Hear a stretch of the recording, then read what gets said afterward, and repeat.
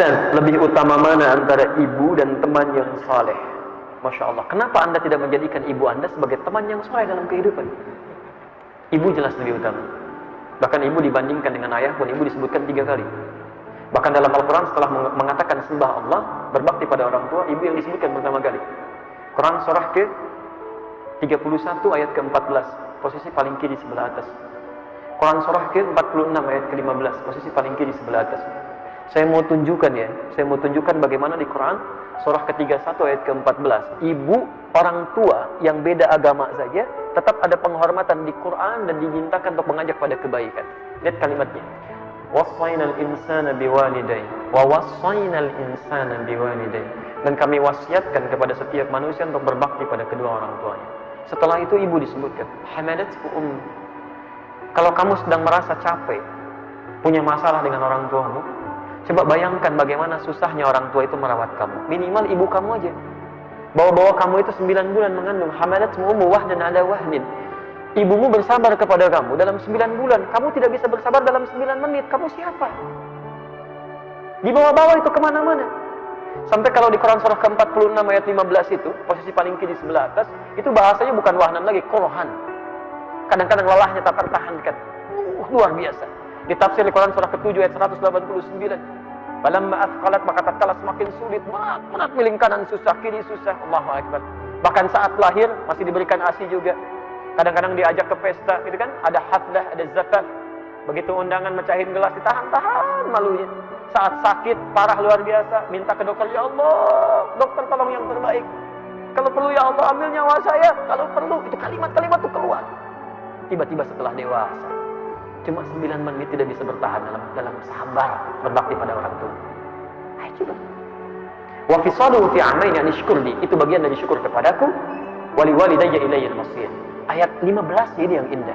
Wa in jahadaka ala an tusyrika bima laysa laka bihi 'ilmun fala tuti'ahuma.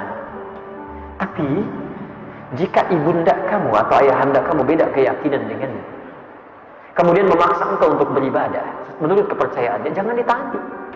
Tolak dengan cara yang lembut. Wa sahibhuma fid dunya ma'rufa. Tapi jangan sampai perbedaan keyakinan itu menjadikan kamu berbuat buruk pada orang tua. Tetap temani dia.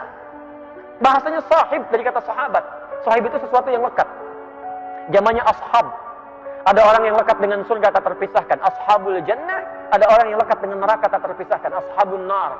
Makanya disebut dengan sahabat, lekat. Lekat itu sekalipun fisiknya tidak berada bersama-sama, tapi Masya Allah tetap mendoakan dalam kebaikan. Orang tua yang berbeda agama saja, kata Quran, tetap bergaul dengan kebaikan dalam urusan dunianya. Doakan dia. Tingkatnya tinggi. Karena itu masih ada kewajiban bagi kita untuk berdakwah dengan kelembutan.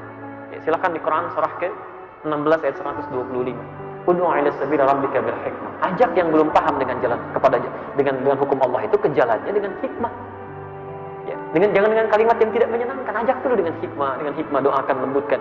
Saya sarankan kalau ada orang-orang keras, susah diberikan peringatan, jangan dilawan dengan kekerasan lagi, salah itu. Dengan doa dulu, Pak. Saya beri contoh, Nabi Musa alaihissalam dengan Fir'aun. Fir'aun misalnya.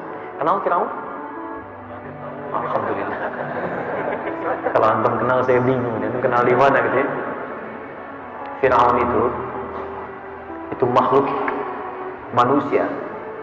Bukan hanya luar biasa bengis ya, tapi menyebalkan. Kalimat-kalimatnya tajam. Kadang-kadang melahirkan eksekusi, tidak langsung negosiasi, eksekusi langsung. Itu rambutnya nggak enak dilihat. Tolong pisahkan kepala dari badannya. Bukan nyuruh-nyukur.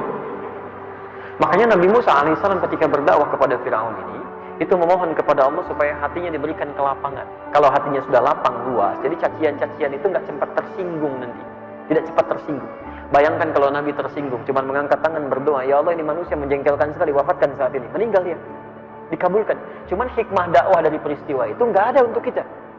Maka ketika sebelum datang kepada Fir'aun, beliau berdoa, Qala Rabbi shrah li wa yassir li amri wahlul 'uqdatan min lisani yafqahu qawli. Itu rumusnya. Rabbi shrah li sadri. Ya Allah, lapangkan hati saya. Supaya kalau mendengar kalimat-kalimat yang tidak nyaman, saya bisa tahan. Orang tua misalnya, antum mulai ngajak pada kebaikan, Pak, ayo sholat, gitu kan. kamu ngajak-ngajak sholat, ya kan? Udah nanti aja lah, papa juga tahu lebih duluan daripada kamu. Sabar. Ayo pak, kan tidak harus seperti itu. Papa kok gitu amat, si amat aja nggak gitu, ya kan? Itu kan si amat, bukan papa. Mana rame gitu kan? Pelan-pelan doa lagi, pelan-pelan doa lagi. Jadi kalau sudah dilembutkan hatinya oleh Allah, itu mudah kalimat-kalimat masuk. Saya pernah satu kali ada seorang yang datang berubah, sibuk luar biasa, punya jabatan di pekerjaan. Masya Allah. Begitu berubah, orang tuanya marah. Karena dia merasa dunianya tertinggalkan. Padahal bukan tertinggalkan, menyesuaikan dunia untuk kepentingan akhiratnya. Dikerjakan juga tugasnya. Siapa yang membuat kamu berubah? Kalau kamu tidak mampu menyelesaikan, apa yang turun tangan? Sampaikan. Waduh, itu baru tangannya, belum kalau turun kaki, macam-macam, dan sebagainya. Dan itu punya posisi juga. Pasukan luar biasa lah, kamu saya sebutkan ya. Apa yang terjadi? Saya nasihatkan. Doalah kepada Allah. Minta kebaikan. Minta melembutkan hatinya. Pasti akan diberikan jalan. Dan ini poinnya. Tetap berbakti kamu pada orang tua. Seperti sahabat dulu pernah mengalami peristiwa itu. Jadi setiap keperluan apa-apa berikan. Ketika nasihat itu sampai, nilai Quran diberikan. Qadar Allah, ternyata ujian itu datang. Ibunya sakit pak. Begitu sakit, di sini dilakukan. Cari rumah sakit terbaik. Dimaksimalkan perawatannya. Dalam setiap pekerjaan yang luar biasa padatnya, itu masih nengok ke situ, dilihat lagi, dicari dokternya, dipastikan begini, sampai ibunya menangis bertanya, siapa yang menyuruh kamu seperti ini? Dari mana kamu begitu? Inilah hasil belajar saya selama ini, Bu. Saya memang diajarkan begini. Saya diajarkan seperti ini. Sampai ibunya menangis, ayahnya lihat, ayahnya berubah, ibunya berubah, istrinya berubah, anak-anaknya berubah. Akhirnya datanglah satu keluarga besar. Kita sama-sama ketemu, bapaknya minta maaf, ibunya minta maaf, bahkan kita beribadah bersama-sama dalam kebaikan sampai ke Mekah. Itu cukup menarik gitu kan. Jadi kalau Anda bertanya lebih baik mana ibu dengan teman yang saleh, sebetulnya pertanyaan itu tidak perlu muncul. Anda punya tugas menjadikan ibu Anda saleh dan mempertahankan pertemanan dengan teman saleh Anda. Dan teman Anda yang saleh akan mengajak Anda untuk berbakti kepada orang tua. Itu poin.